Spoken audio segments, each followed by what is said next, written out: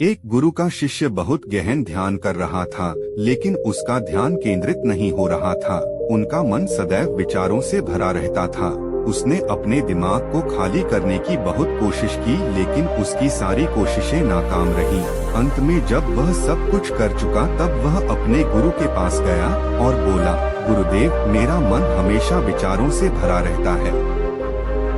मैं एक जगह ध्यान केंद्रित नहीं कर पाता। जब देखता हूँ तो दूसरी चीज पर चला जाता हूँ, फिर तीसरी और चौथी चीज करता हूँ। मेरे दिमाग में हजारों विचार चलते रहते हैं और मुझे पता भी नहीं चलता कि ऐसा कब होता है। बहुत समय बाद मुझे एहसास होता है कि मैं क्या करने बैठा था और क्या सोच रहा था।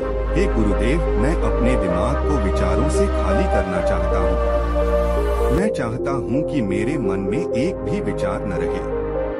जब चाहूँ तभी विचार उठना चाहिए।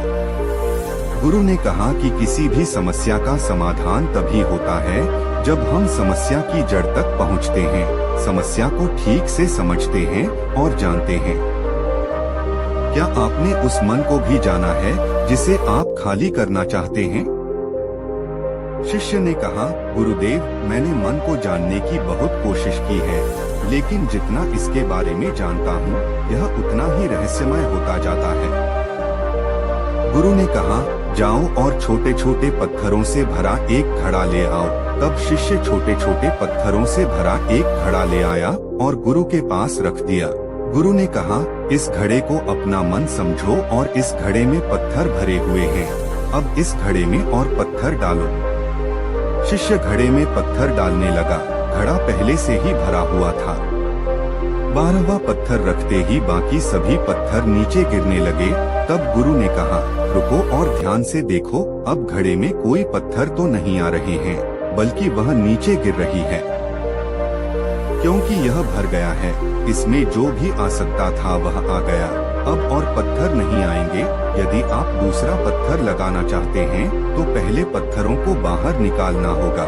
शिष्य ने तुरंत कहा, गुरुदेव, मैं समझ गया कि आप क्या कहना चाहते हैं, कि हमें अपने दिमाग को विचारों से खाली कर लेना चाहिए। गुरु मुस्कुराए और गुरु ने कहा, पहले पूरी बात समझो और फिर दिमाग को खाली करो। गुरु ने कहा कि हमारा मन इस घड़े के बिल्कुल विपरीत है।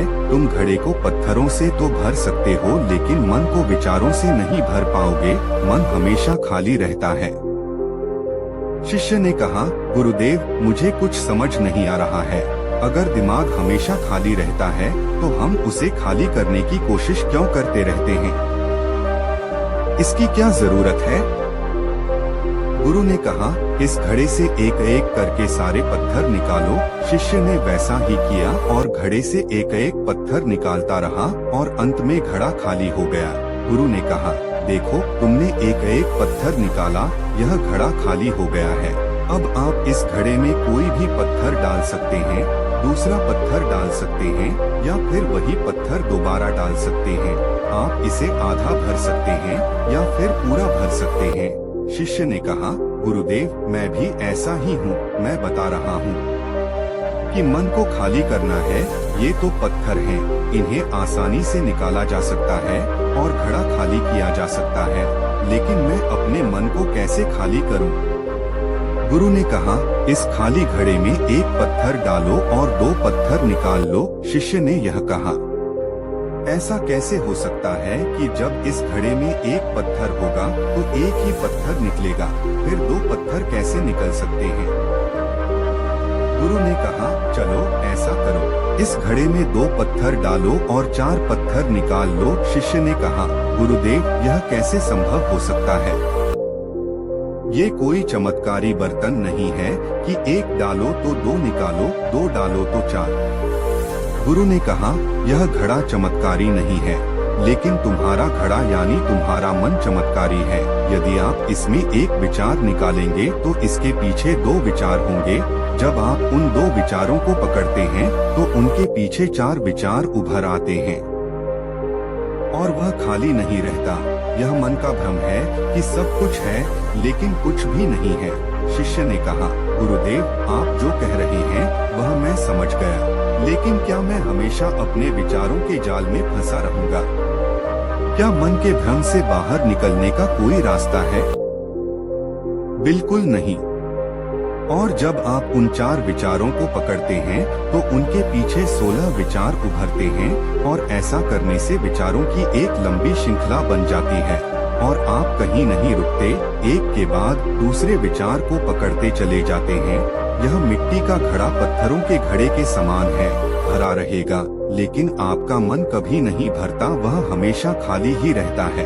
हमारा दिमाग भी एक विचार के बाद हमारे लिए हजारों विकल्प खोल देता है और हम एक मुख्य विचार को छोड़कर उन हजारों विकल्पों में फंस जाते हैं। शिष्य ने कहा, मैं आपकी बात अच्छी तरह समझ गया हूँ, लेकिन अब मुझे क्या करना चाहिए? मेरा मार्गदर्शन करें।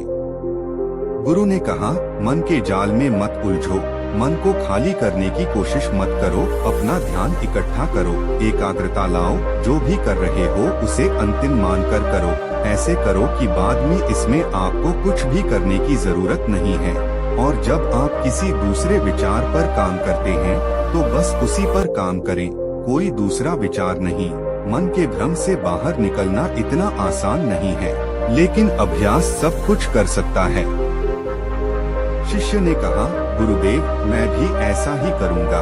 यह समझाने के लिए आपका बहुत बहुत धन्यवाद। हम सभी अपने दिमाग को खाली करने की कोशिश करते हैं, मन में उठते बैठते विचारों से परेशान रहते हैं। हम चाहते हैं कि ये विचार कहीं चले जाएं और हम शांत हो जाते हैं, लेकिन जितना हम इन विचारों से दूर भागते हैं, हम विचारों का उपयोग करते हैं कि वे हमें शांत करते हैं और वे आपके उन्हीं विचारों से जुड़े होते हैं जिन्हें आप छोड़ना चाहते हैं। इसलिए ये विचार इतनी शक्तिशाली हैं। जब आप सोचना ही नहीं चाहते तो आप शांत रह सकते हैं। यह तभी संभव है जब आप शांत रहने की कोशिश करना बंद कर दें और अपनी समस्या को हल करने पर ध्यान दें, ध्यान केंद्रित करें और समझें कि चिंता करने से नहीं बल्कि सोचने से समाधान मिलता है। गुरु ने कहा, इस मिट्टी के बर्तन को पत्थरों से आधा भर दो। शिष्य ने वैसा ही किया। फिर गुरु ने कहा, अब इन पत्थरों में से एक पत्थर चुन लो और उस पत्थर की एक छोटी सी मूर्ति बनाकर मुझे दे दो। मैं जानता हूँ कि तुम एक अच्छे कलाकार हो। जब शिष्य ने 11वां पत्थर निकाला और उस पत्थर को तराशना शुरू किया तो उसे एहसास हुआ कि यह पत्थर अच्छा नहीं है। तो उसने घड़े से दूसरा पत्थर निकाला, उसे वह पत्थर भी पसंद नहीं आया। फिर उसने तीसरा पत्थर निकाला, उसका रंग उसे पसंद नहीं आया। फिर उसने चौथा पत्थर निकाला, लेकिन उसे इस पत्थर में एक दोष निकला। इस प्रकार उसने लगभग सभी पत्थर बाहर फेंक दिए। उसे ऐसा करते देख गुरु ने कहा, वह पत्थर जो तुमने पहली बार निकाला था, यह समझकर उसी पत्थर की खोज करो कि तुम्हारे पास कोई दूसरा पत्थर नहीं है।